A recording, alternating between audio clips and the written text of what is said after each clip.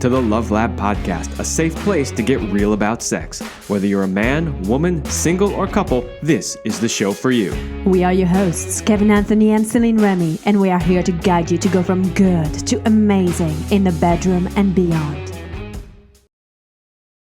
All right, welcome back to the Love Lab Podcast. This is episode 239, and it's titled Balancing Relationships with Career and Kids with Glenn Sandifer. So this is something, when you do coaching work and you work with people, most people have kids. And this is something that always comes up, right? Because you're coaching somebody and you're telling them, hey, here's what you need to do for your relationship. And then you always get feedback like, well, yeah, that sounds like a good idea, but I don't have time, or, the kids this or the work that. And so it is a really important topic because, again, most people do have kids and most people do have a job, right? And how do you balance those things? And that's the basic idea that we're going to talk about today. I have a ton of questions. I probably won't get to them all, but there's going to be some really interesting things. Our guest today has created some interesting ideas, frameworks, ways that you can work with this. So we're going to get into all that. But before we do, quick word from our first sponsor. Do you want to join the secret club of men who are great in bed? Then check out Power and Mastery. It is the most complete sexual mastery training for men. Whether you want to have harder erections, last longer, or increase your sexual skills, there is something for you at powerandmastery.com. That is powerandmastery.com. You've heard it many times on this show before. You know that is the men's sexual mastery course that Celine and I created. It's been going on strong for a number of years now, and we continue to get fantastic feedback from it. So go check that out. In fact, I just got an email from somebody recently saying that they were basically addicted to Viagra for a decade. And after taking this course, they are off Viagra and back to functioning the way they should. So I strongly recommend that you check that out at powerandmastery.com. Okay. Our guest today is Glenn Sandifer. Glenn is a current executive with a major multinational. During his 20-year professional journey, he has found parallels between business success and lack of success in relationships. He created the middle ground to serve as a bridge for professionals looking to get great dating outcomes in the modern world. Welcome, Glenn, to the show. Thank you, Kevin. Thank you for that intro. Yeah, I kind of find it fascinating. I mean, I can see the parallels, but I'm not sure that everybody else clearly sees them. So I'm excited to have you talk more about that and show how what you learn in business can also apply in relationships and vice versa, I think. And, in your bio, it says, great dating outcomes in the modern world. But I think this stuff is going to apply whether you're dating or whether you're already in a long-term committed relationship. So we'll dig into that as we go as well. All right. I would like to start with, I'm curious how your background in sales and business leadership has really influenced your relationships. Influence my relationships. Well, I think the best way to start with that would be to kind of go to the beginning of why the middle ground. So, as it says, I've worked for 20 years in a number of various roles. I'm in a great role with a great company right now. But what I found as I began leading individuals and leading at every stop, that as we begin to have more success with them as an individual, they began communicating more about failures in their personal relationship. So what I did is stop coaching for production and start coaching the whole and total person, or the whole man or the total woman. And what I found out of that is that there were a lot of theories that led people to the bad outcome in their relationship. And that's what's highlighted in part 1 of the book. Right. So this is something that we talk about all the time because, in the work that I do and that my wife and I did before she passed, it was primarily around sex and relationship. But one of the things that we would always tell people is, look, your sex and your relationship are not isolated from the rest of your life, right? So whatever problems are happening in your relationship, you're likely seeing either the same problems over in your professional life, or Hmm. you're seeing repercussions over in your professional Hmm. life, and vice Hmm. versa, right? So when you're struggling in your job and your career and you're having tough days at the office, then you're coming home and you're bringing that to your home. And so Hmm. you're absolutely right when you talk about the fact that these things are not isolated, right? No. And that they are both affecting each other all the time. And so if you want to coach somebody, say from a business perspective, you do have to take into account the entire person, the whole person, and everything that's Mhm. happening in their life. So I completely agree with that. Um, I'm curious also if you've seen any recent trends in that work relationship balance, like things that maybe are happening today that are really prominent, and Mhm. if I don't know if they are, but if they are different than maybe stuff that you saw a few years ago or even a decade ago. So yes, to answer your question, things are very different than where they were a decade ago. And I'll say from my personal standpoint, um, a lot of the conversation was around just the relationship and wanting marriage. Most people don't. So most people are finding satisfaction, or they change the goal to have a long-term committed relationship. And again, at the middle ground, we don't judge that. We just say that we believe one man, one woman creating one relationship with marriage as an outcome. So if you don't subscribe to that, then the middle ground isn't for you. But what we find today is that, unlike 10 years ago, people are saying, I don't need the relationship until everything professionally is aligned, meaning I Mhm. want to be the VP of marketing. I would like to be partner. I'd like to be in my practice. I'd like to have my accounting firm started up. And what they decide to do is then take what they knew from 10 years ago and apply it to dating today and partner and pair bonding today. And if you are someone, man or woman, who decides to skip the relationship piece for 20s and 30s, late 30s, decide to start looking to settle down, the rules are different. And that's what we discovered and what I communicate about the middle ground. I say that there are more options and more choices and more opportunities than ever before for both men and women, but we are having worse relationship outcomes than any other time in history. We have more technology, we have more access, have more healthcare and better healthcare, but we are still struggling with the relationships. And that is because there are four things that people have not done. They have not said, who am I? So they don't know who they are. They haven't said, what do I want? They don't know what they want. They haven't said, with what I want someone, what do I qualify for? They don't know what they qualify for. And then the final thing is, they don't know with that person that they qualify for, what they want from them. So it is a linear step and requires an individual to do the work on the front end in order to get the outcome. So if we go back to our example of the doctor, the doctor may say, I'm going to date the same type of girl that I dated 10 years ago, 15 years ago, and they're going to have a very bad relationship outcome because what they need today is different than what they needed 15 years ago. Yeah, okay. A lot of things there. I want to back up to the beginning of what you said, and then I want to come back to those four things because those four things are really important. Mhm. First, I want to talk about this whole I don't want to have a relationship until I make partner and until I, start the bit, until all of these things.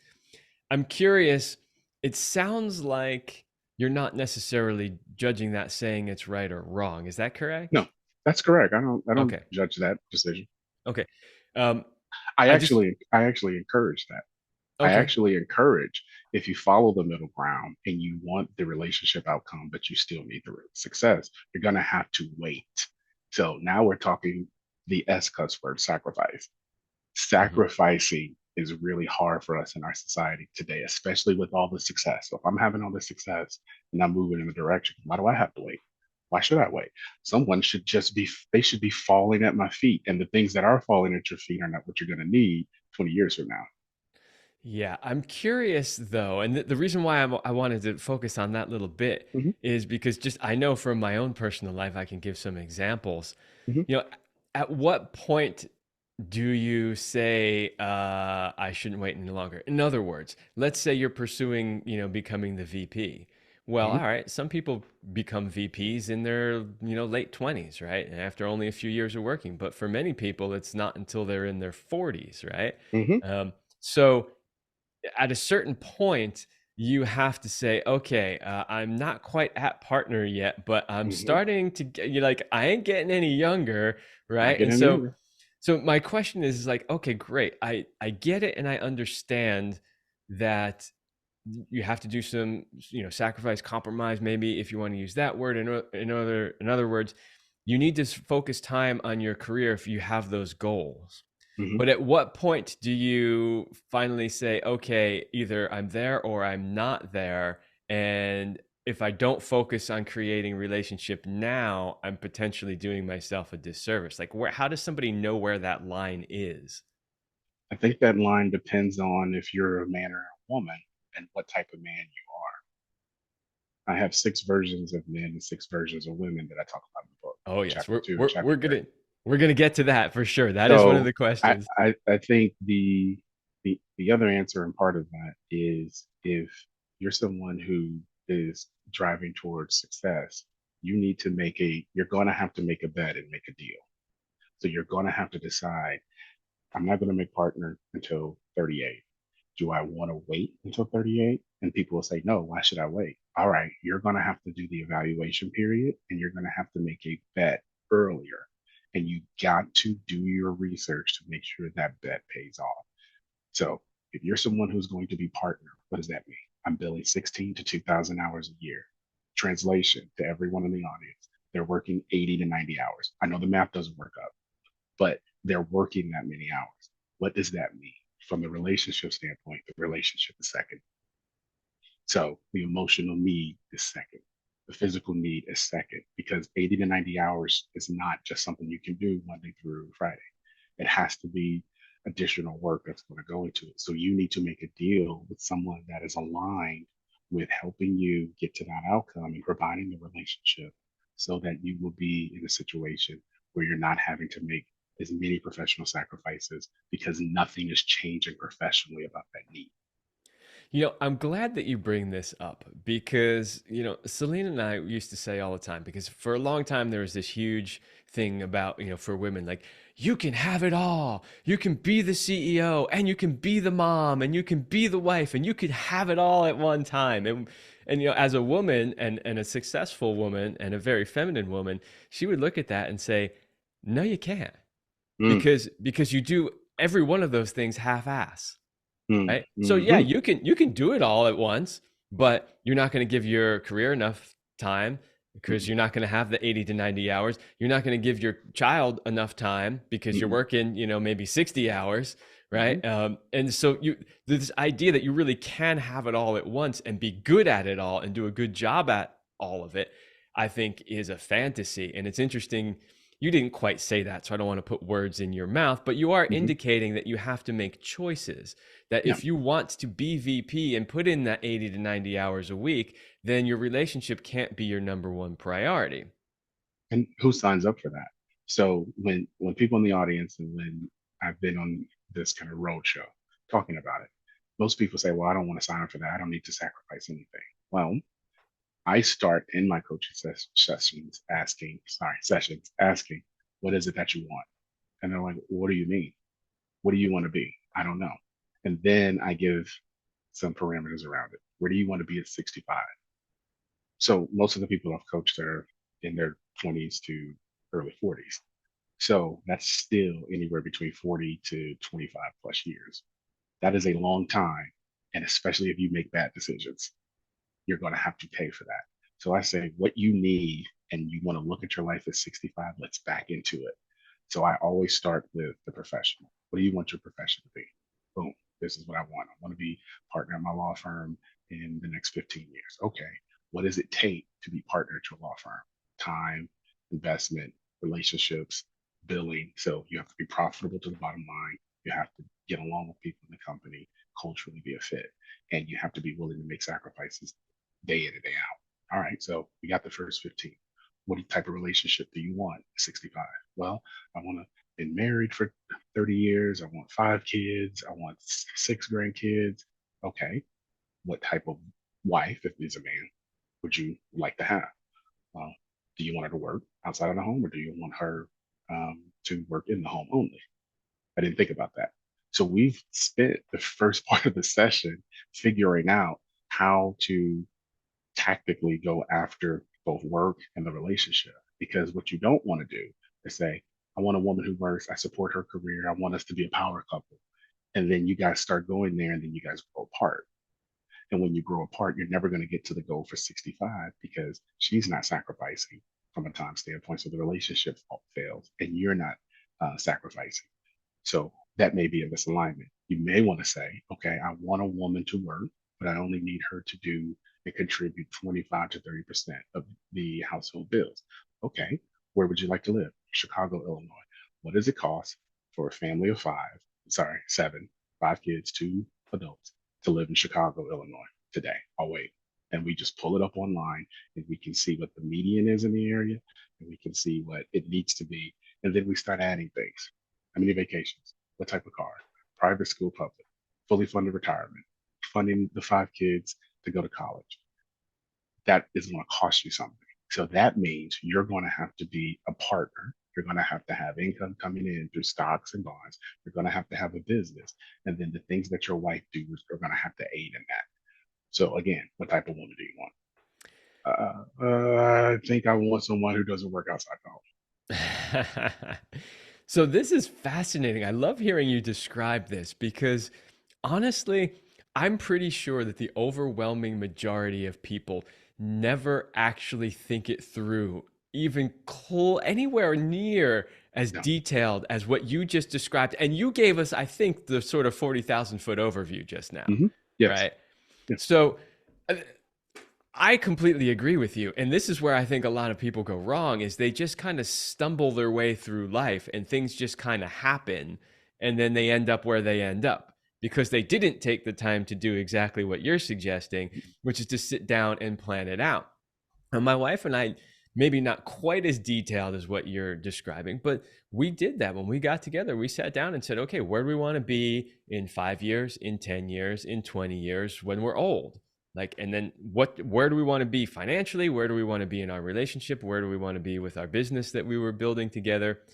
And I just don't understand how people, well, one, how they don't do it, and two, how they complain down the road later on when they don't get what they want, but they never actually sat down to formulate a plan to get it. Well, we're not taught any of this in school. It's supposed to be taught with our family unit and with our extended family and community, but that's been broken down. So, since it's not taught, we have to go outside of our local area, especially if we've never seen it. But for most people that I've coached, especially when we do wellness checkups, is what I call them a year later after our coaching, I ask them outcome. And as they tell me their actions, your actions tell me more than what you say. So your actions are saying, I don't want a relationship. I just want to be out on Broadway. I live in Nashville. I want to be on Broadway. I want to drink. I want to just live life. I want to travel. I want to do boys trips. I want to play 2K or Madden. That's what you're telling me with your action. But you said on paper you wanted this big life and this grand life of a great relationship. You're not going to get it on Broadway. You're not going to get it on 2K and Madden. You're not going to get it on a boys trip to Vegas. I need you to change your mindset around this. And a lot of the coaching that I do is really around the mindset piece. Yeah, so that's where just to come a little bit backwards to those four questions, right? Like Mm-hmm. really asking yourself, what is it that you're looking for and getting really honest about it. Mm-hmm. Yeah. So it's most all Fortune 500 organizations have a vision statement along with the mission statement. Your vision statement should clearly identify to shareholders, to employees, to vendors, to customers who you are. And a lot of times, companies that are kind of questionable, they don't have a clear vision. They're off into everything. We've seen this for most people in your audience. I won't date myself, but the tech boom, there were all these companies that were just blowing up. They were making people multimillionaires overnight. And when you looked on their website, what do you do again? When I see and I have seen job postings that friends or clients bring to me, I'm like, I don't understand what that company does. What do you mean? I've read their vision statement online. I don't know what they do. The question you need to ask, are they going to be here in 20 years? And if that's the case, then where do you fit in that? So I say that you have to know who you are. You have to have a vision statement. Well, yeah, that is absolutely true. I've helped found two nonprofits, and I've spent a lot of time helping them craft their vision statements. In fact, Hmm. one of them we just did recently, and yeah, my whole role in that was trying to get people to see what you're telling me isn't clear. Like if I wasn't involved in the organization, I would have no idea what you're talking about, Right. right? So Right. helping them get really, really clear on that. So yeah, uh, vision, mission statement, super important. Yes. So yes, having the vision statement is going to be very important as you move through life. So question number one is paramount. Yeah. I'll also add, just as an anecdote, having spent 20 years in the tech industry myself, I can tell you that if you want a long term career with a company where you move up the ladder, don't go anywhere near tech because that's not going to happen. That is an absolute. I have worked for some of the biggest tech companies in the world, and I never lasted more than 4 years at any of them, and none of it had Hmm. to do with me. It was Hmm. mergers and all kinds of just corporate shifts and things happening all the time. So, yeah, don't choose tech if you want to stick with a firm for 20 years because it's not going to happen. Yeah. I, And you know, I do a lot of coaching for young men. So I have a different program for high school to college grade men. And most of them, I tell, hey, you want a career for 25 years where you can make six figures a year? Yeah. Go into HVAC or plumbing. You know how much I pay my plumber? You know how much the HVAC guy is on the invoices? And that guy has 40 vans. The owner has 40 vans. He's buying locations throughout multiple markets. Why don't go and get a literature degree? You can read literature on the weekend. I completely agree with that. And it is also a good time to mention that in our modern society we tend to only value those high degree desk jobs, but the Mm, reality is in today's environment, the average person, unless they're going to a big name school and walking away with a big degree and have family contacts and things like that, you're going to go to school, you're going to spend 40, 50, 60, 70, 80, $100,000 on your education. You're going to get out, you're going to spend 5 years working for next to nothing. By 10 years, you might be making some decent money. And at the end of the day, you'll end up less financially well off than the plumber.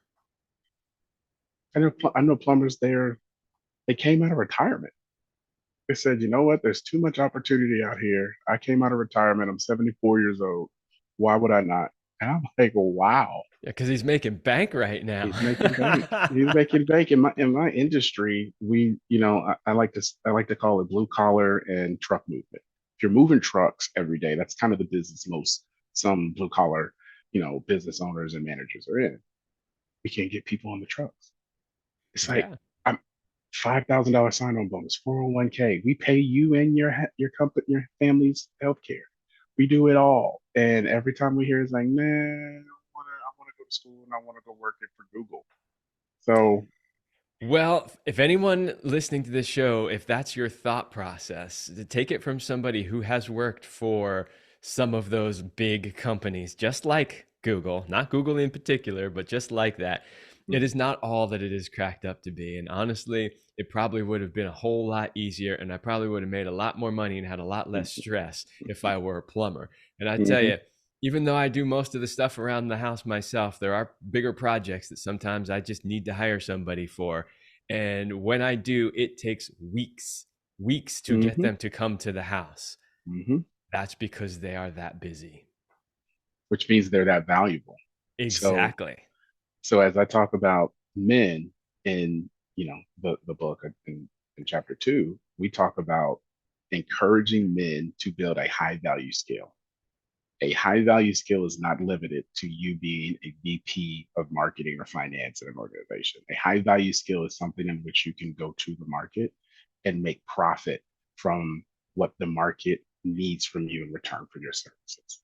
So a high value skill can be in tech, can be in coding, it can be in engineering, it can also be in low voltage, electric, HVAC. It could be in salesmanship and coaching. It can be in medicine.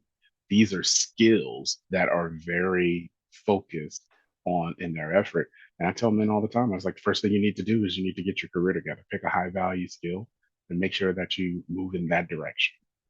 Yeah, that is fantastic advice. I mean, it's not really it's not the focus of this particular show, although it is Yeah. very directly related. But I Hmm. love that we have the opportunity to really put that out there, because part of the reason why those other things like plumbers are so valuable today is because in general in society we put so much value on going to school and getting a degree in East Hmm. African, art or literature or whatever it is, that there aren't enough people to do all those other things anymore. Right. And so now the Right. value is up. And it's really important for people to understand that, yeah, you look for the areas where you can add value, where things are needed, where you can solve people's problems. Like the number one thing they teach you as an entrepreneur is find a problem that people really want solved and solve it, and you will never, be hard up for work or money if you can do that, right? Right. Right. It's all Uh, about solving problems as entrepreneurship. When people say, mm. I want to be an entrepreneur, first thing I was like, all right, what problem are you solving? I'm sorry. No, I want to go. You do vending machines. Okay, you're solving hunger in an emergent environment with high traffic areas. So is that the business you want to be in? Oh, okay. Then don't go and don't buy vending machines. Right. Okay. I don't want to go too far down that rabbit hole, but I always love an opportunity to bring up something that's really valuable and important in today's society. And I think that whole conversation really is valuable and important. So let's continue on. And I wonder, what is the biggest thing that you see people struggling with when they're trying to balance this career and relationship? The biggest thing they struggle with, if we're taking off who they are, is what they want. They don't know what they want. Instagram and TikTok tell them what they want. Their Oh, this is a good friends, point. their friends and their social circle don't even inform what people want anymore. So if let's say I have the career and I figured out the high value skill. So I am going to be an attorney. I'm going to go to the market. I got a job opportunity. I went to school. I only got $75,000 in debt. So now I'm going to say, oof, on Instagram, I like this girl. I like the way she looks. She's liked my post. Let me DM her or shoot my shot. And then you don't know her. You don't know what her interests are. You don't know if everything you see is real. And so you invest this time in this relationship without knowing what it is that you want. And most people can't tell me what they want when I ask them. Yeah, that is, I am not at all surprised that that is the answer that you gave me, because again, just doing the work that I do, which is focusing on their sex, love, and relationship part of their lives, they often don't know what they want either. Or they do exactly what you said earlier, which is they tell you they want one thing, but then you look at their actions and you see their actions are taking them in a completely different place. Hmm. Hmm. So, how do you help them understand what it is they actually want? Well, in sales, we call them discovery questions. So the best salesperson that anyone in your audience has ever had, they they spoke more than a salesperson. Their salesperson's job was to find that pain point, discover that pain point, build rapport, earn the right to present a solution to that pain, and then create a deal around that solution. That's sales. So it's one of the oldest profession out there. So with that, I ask discovery questions like, what was your upbringing? What do you mean? Did you grow up in a two-parent household, single parent household, single dad, single mother? Single mom. Did your mom ever get remarried? She did get remarried. How long was she married? Are they still married? No, she got divorced in 11 years. Okay, were there any kids out of that? No. Okay, do you have a relationship with your dad? No. Do you know why your dad and your mom didn't work out? No. Have you asked these questions? No. Okay. All right. What do you want? I want to be married. What example do you have of marriage? I don't. Okay, where are you going to get the knowledge in order to be in a successful marriage? I don't know. I guess that's why I'm talking to you. Okay. Well, let me give you a suggestion if you don't mind, because we've talked for the last 30 minutes. Why don't you schedule a call with your dad? Is he living? Yeah. Schedule a call with your dad. Well, we don't really have a relationship. I encourage you to start that relationship. If he didn't, if is there an issue of abuse or trauma or attitude issue? No, no. I just, we just don't have a relationship. Start there. Then ask your mom, why did your dad not work? Then ask your dad, why did you and mom not work? Then compare the two stories because there's his side, her side, and the truth. So compare the two, figure out the truth. And then once you determine the truth, no, I don't want to repeat this cycle. So if I don't want to repeat this cycle, what causes that cycle? So now I know what happened in my own lineage. I know what led to it. I know what is the problem and led to the breakdown. And now I need to not do that. Then I need to ask myself, are you doing that in your current relationships? And the answer overwhelmingly is always yes. Yeah, I'm doing the same thing. I'm abandoning situations. I'm running when things get hard.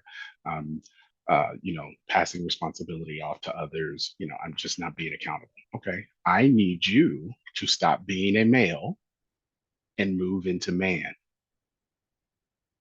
And that is a process. And that's a process we're going to do together. Oh, I like the way you put that. I need you to stop being male and be a man. Hmm. That is interesting.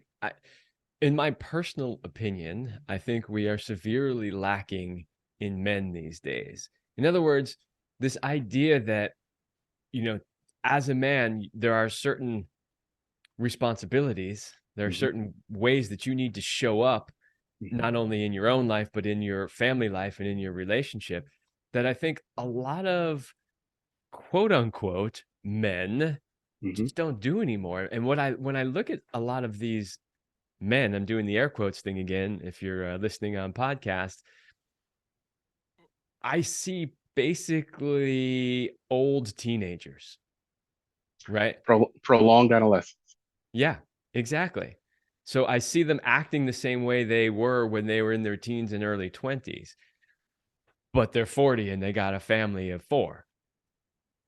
How did that happen? like really, that's a question people ask. That dad will ask on the toilet, how did I get here? But I say that to I'm going to echo that. All of the women who are in your audience will say the same thing. There are no men. There are only all these males running around here pretending to be men. When I entered this space on accident because I didn't want to be here, just wanted to release a book and move on with my life, the anger around the manosphere and the woman sphere, it led me to validate what I wrote. I said, you all are not talking about being men and women. You guys are males and females. Because I say that what's lacking to make a man, which makes him by definition a male, is the emotional intelligence and the responsibility, taking accountability. So, if for your audience, for anyone else, if you come across a man, he looks like a man, he talks like a man, he stands like a man, he appears to be a man, but there is always this emotional challenge that he is dealing with. He can't seem to get over the hump. He's always running into stumbles in his relationships and his profession. He's always seeking stronger, more independent women, and he's very deferential in every situation, specifically to women. He's a male. He's wanting the respect that men receive, but he has not yet earned it by building himself up and creating enough value and a high value skill that makes him a man in the marketplace. So he spends his life 20 years, 30 years in perpetual frustration because he can't get past this maledom.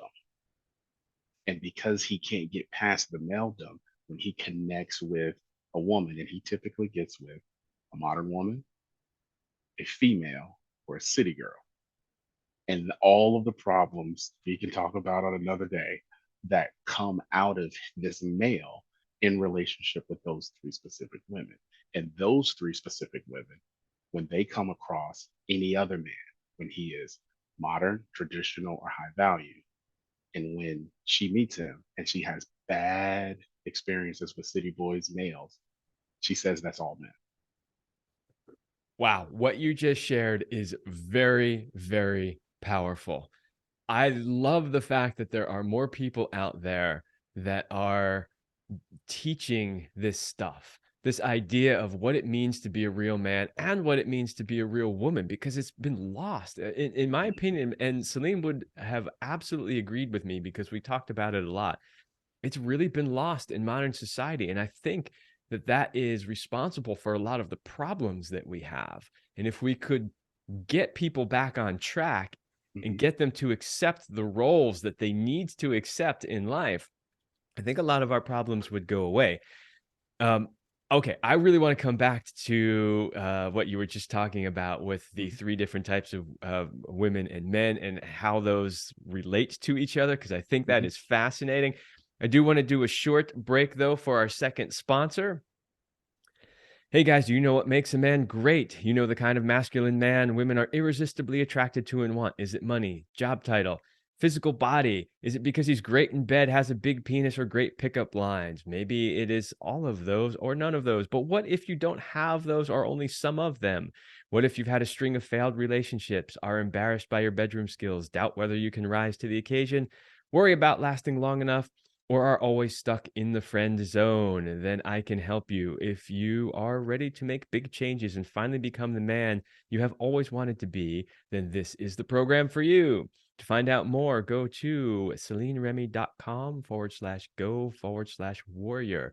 That is my coaching program where I will coach you to be the best man that you can be in your sex, love, and relationship life. And I would suggest having a great conversation here with Glenn. If you need to get really clear on your goals, especially around your business and how you're going to fit that in with your relationship, that you also check his stuff out, which at the end of this episode, of course, he will have an opportunity to tell you exactly where you can get a hold of him and his work and material.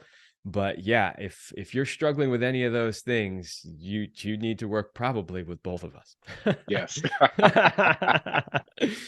All right, that is CelineRemy.com/go/warrior. Link is in the description. All right.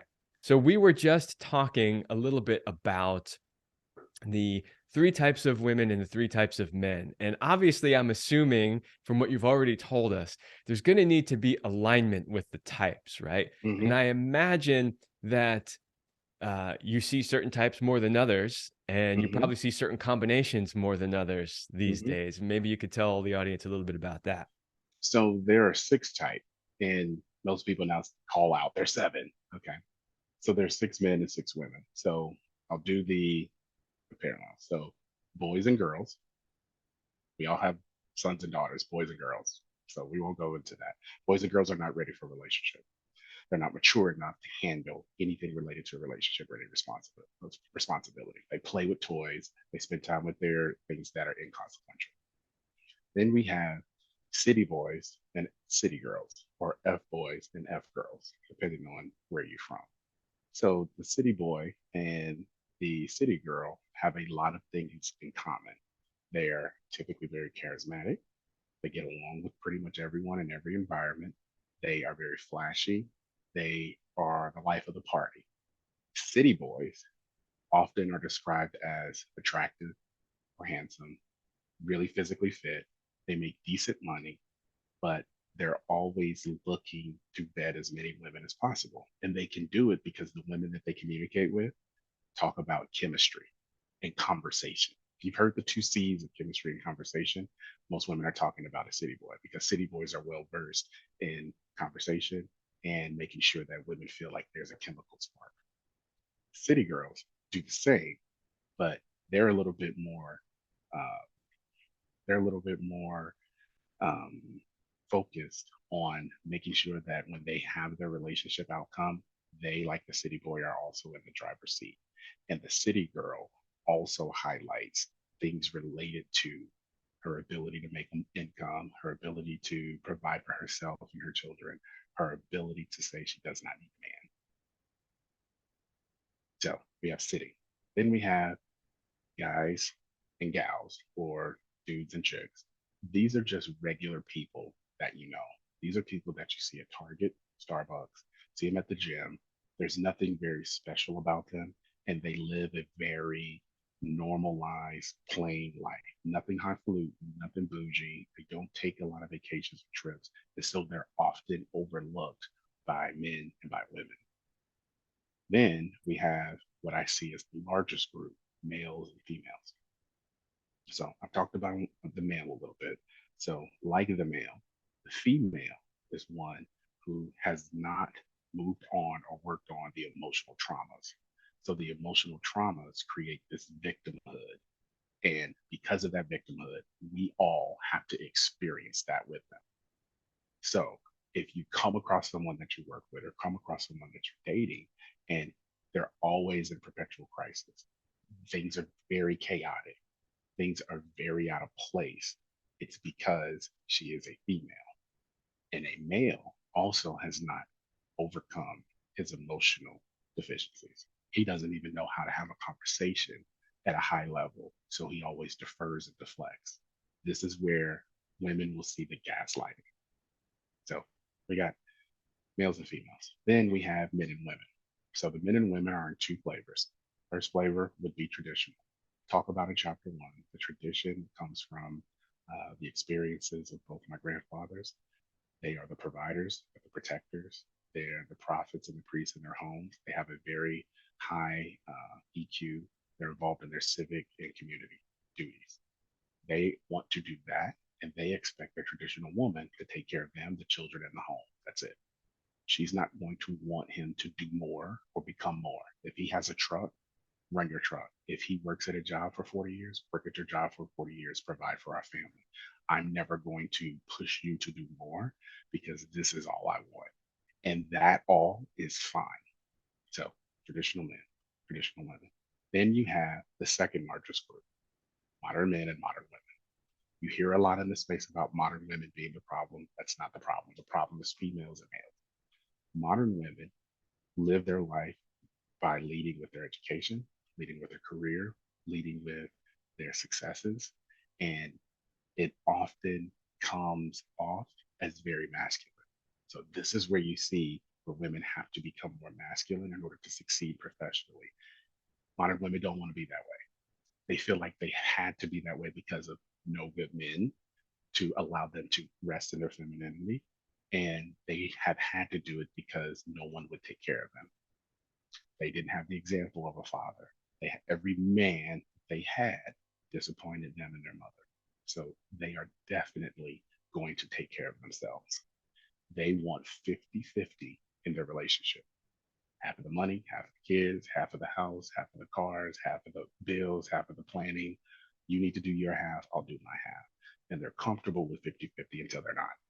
So, modern women. Then modern men are something that we've heard in the marketplace, hybrid man.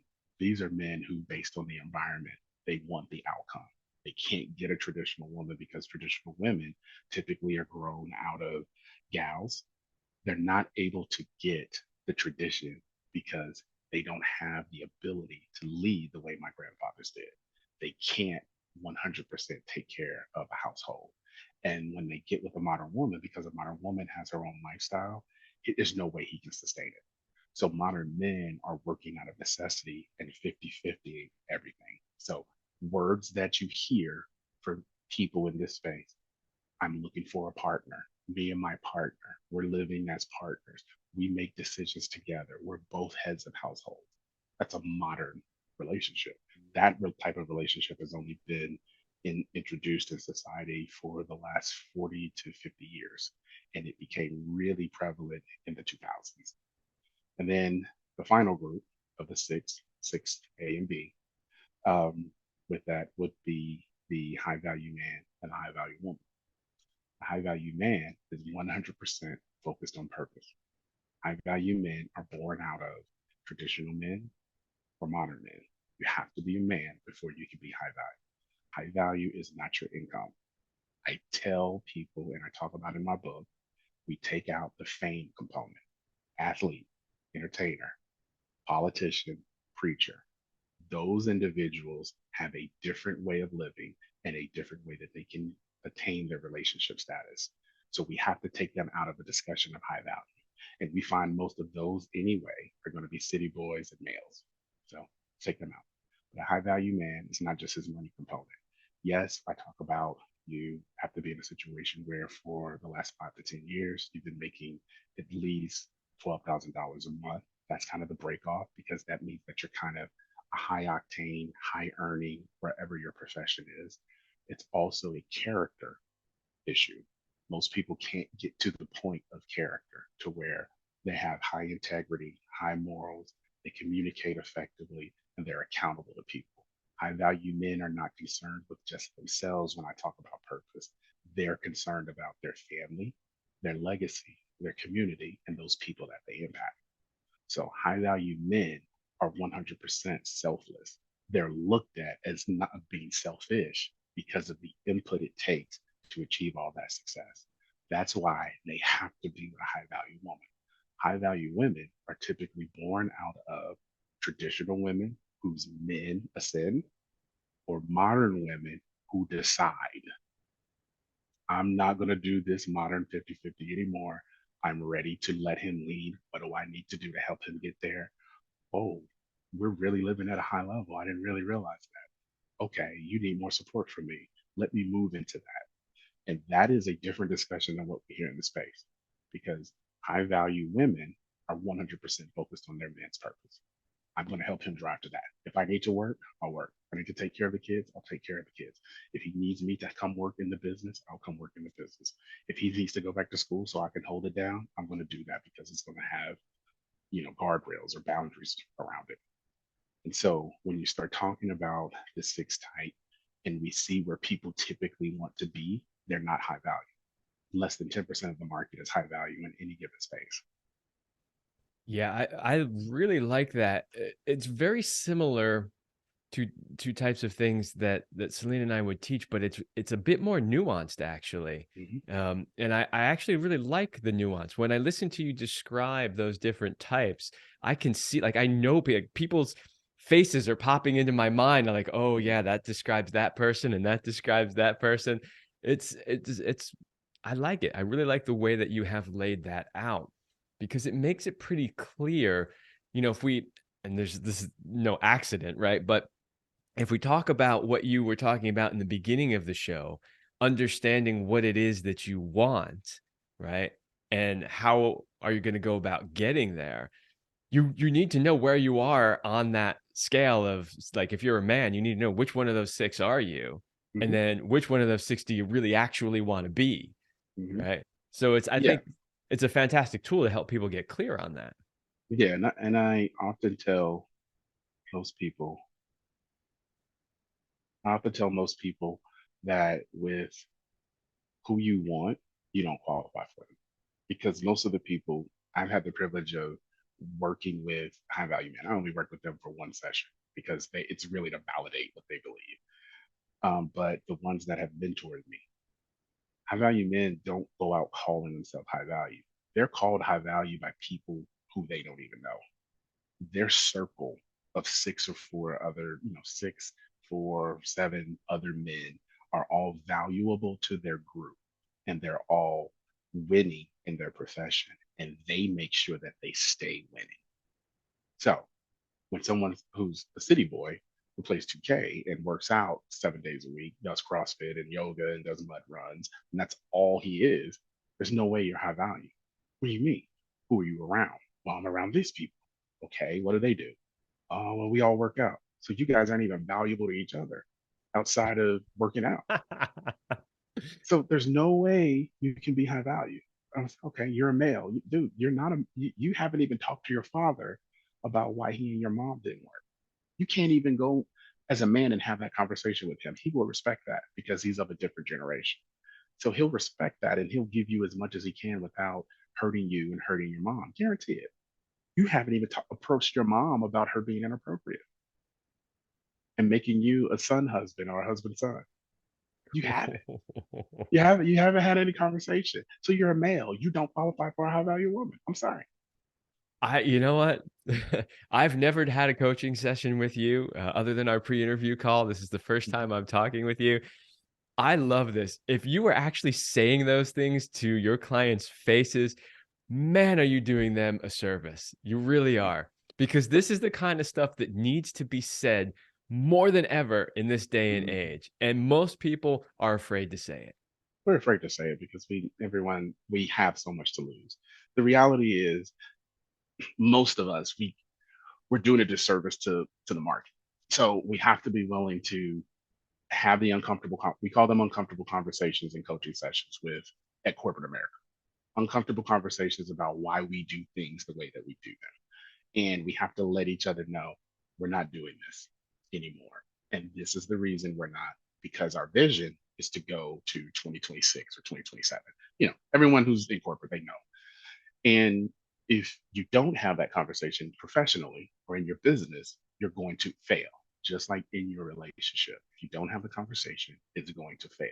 Too many of us get into situationships, freaky friendships. It's complicated, and no one wants to be the first one to have the say it out loud. What are we doing? And when you do, the other person runs, and that's people's experience until they're 38. And so they haven't had any real relationship training, just like being yoga, just like CrossFit, just like, high intensity interval training. It takes work and you have to ramp up. You can't spend a decade alone working on your business and not work on the relationship piece as well. You have to be clear about what you want, like who you are, what you want, what you qualify for, and what you qualify for wants from you. Yes, absolutely. And that's something I was sort of alluding to more in the beginning of the show when I was asking you about where is the line, right? Like how do you know when? Because you're right. You can't spend 10 years or 20 years working solely on, your career and Mhm. then expect that you're going to have any clue what to do when relationship comes around, right? Because you put no practice in. You haven't actually spent any time doing it. Yeah, but the reality is most people who spend 10 years in their career today, they're not just focusing on a career. They have situationships left and right, one new in every 6 months. And then they're complaining about their relationship outcome. Well, you said you wanted to focus on your career, so why are you entertaining? It's the word I use is entertaining. Why are you entertaining him? Why are you entertaining her? Well, because I just need attention. You need attention from that? I was like, if you don't go join a church league or become a youth pastor or get involved in skee ball or something, go find a hobby. Getting attention from people unnecessarily and unwanted leads to both people being hurt. Those are two people Yeah, that it impacts. you're absolutely right. It creates carnage behind you with all Hmm. those failed relationships, but it's also teaching you bad habits that you will Hmm. take into the next relationship that the one that you really want to make work, and you're Hmm. not going to know how to do it because all you know is all these failed relationships that you didn't really put the proper time, effort, energy, attention into. Hmm. Yes, All right, agreed. so we are getting very close to the end of the show. I want you to tell the audience a little bit because you've mentioned it multiple times throughout the show, but we haven't really talked about exactly what it is. So I wonder if you could tell the audience about what really is the middle ground. So because they've heard you mention it a couple of times. So The middle ground I actually came up with it as I was writing this version of the book, which is a 3-part book, by the way. It was called something else. I won't release the name because just like an artist, I may come out with it later. But I said, what do I want people to take away from my situation in this writing? What have I wanted everyone that I have coached, people that I interviewed for this book, what did I want them to take away? That it's not going to be your way or the highway.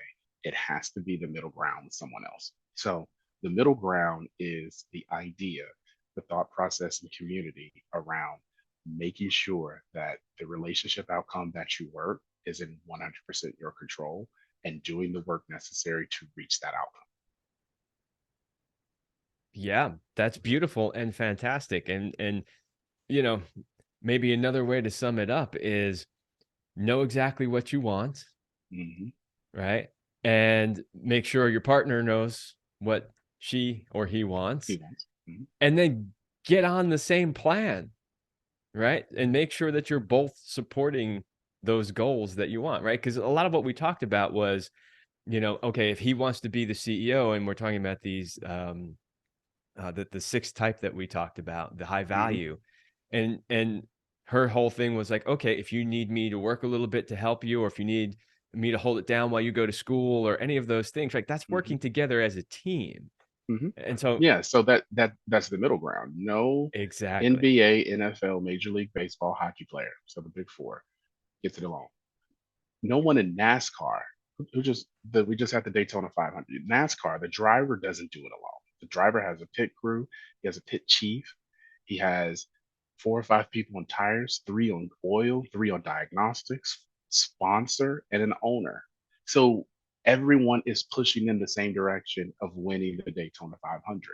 Everyone is doing everything that they can to get incrementally better to be prepared for that race. It's the same thing in our relationships, and we know it in business, but we don't apply it to the relationship. We believe business is going to take strategy. We think relationships should just happen. It should be easy if it's right. I mean, one of my favorite artists, she says that on her song. She was like, I don't think if it's right, I don't think it's supposed to be hard. And she was saying it tongue in cheek. But I was like, you know what? That's actually what I'm talking about in the book. She's absolutely right. This is supposed to be easy. I'm not dealing with this anymore.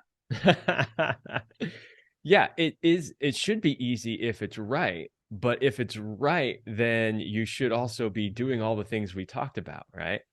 So in other Hmm. words, you don't just come together and just kind of fly by the seat of your pants and wing it and like somehow it magically works out. Like when it's right, you're motivated to do the things that you need to do, right? You get with this person and you're like, wow, okay, this feels right. So let's sit down and work together as a team. Let's That's plan not out where you. we're going to You know go. that's not what we do, Kevin. We say, "Oh man, this feels right." Ladies who are listening, they will know this. We had such a really good conversation, and the chemistry. I feel real comfortable around him. And 6 months later, your heart's broken because you didn't communicate your expectation. He didn't provide you any leadership, and we repeat the cycle. And then we look. I don't want people 38 looking around saying, "Where's my relationship? Where's my happily ever after?" It's not Disney, guys. It is just like your job. It's just like your business. It takes strategy with intention and realistic expectations to make things work. Powerful soundbite right there. Yes, you're absolutely right. I love it. Okay, so we are pretty much out of time. I've got Oh, one more question for you, but before okay. that, tell the listeners where they can find out more about you, the middle ground, how they can work with you if they want to hire you as a coach. Mhm. So I am available on themiddlegroundbook.com. The website is up and it has access to our core 4 socials. You can follow us on Facebook. You can follow us on TikTok and YouTube as The Middle Ground Book. And on Instagram, we're Middle Ground Book for that. There on our website, you can book a coaching session. Our coaching sessions, I believe, are very reasonable for this season of The Middle Ground. And then you can also purchase the book in paperback form, or you can download it. It can be downloaded through Audible for our audio book. It's also available on Apple Books and Google Play Books as well. Awesome. I highly recommend it. If the book is anything like the conversation, then I recommend that people get it and read it. All right. One last question that we have asked every guest we've ever had on this show, and Mhm. that is, what is your best sexual talent?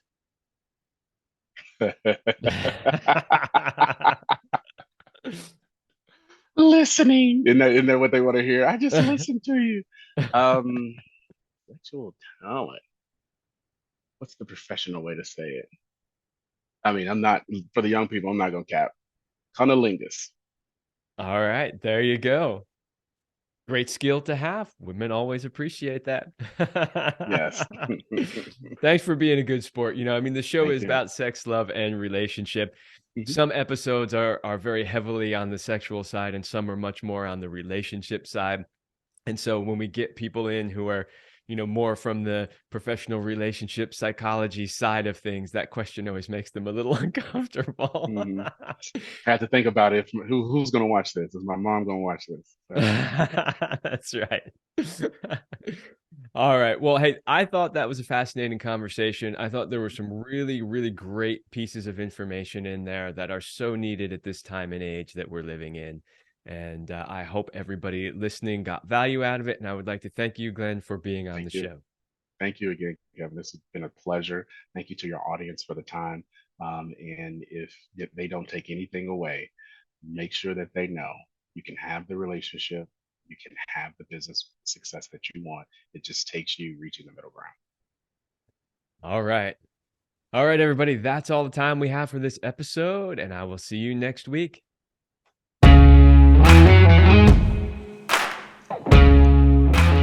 We hope you liked this episode of the Love Lab podcast. If you enjoy this show, subscribe, leave us a review, and share it with your friends. And for more free, exclusive content, join us in the Passion Vault at CelineRemy.com/vault.